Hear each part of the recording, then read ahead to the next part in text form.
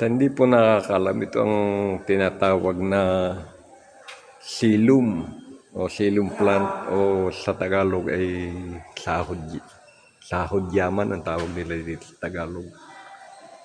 Sa ibang maghahalaman, tinatawag na silum. Yan ang puno niya.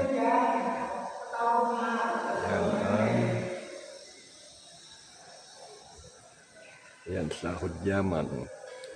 Silum sa English.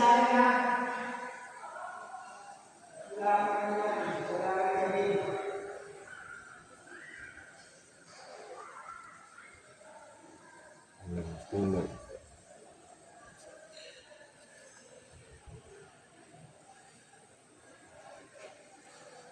Yan, dahon, tangkay.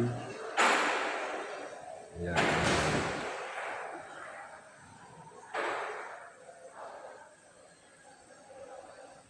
Yan po ang sahod yaman o silum.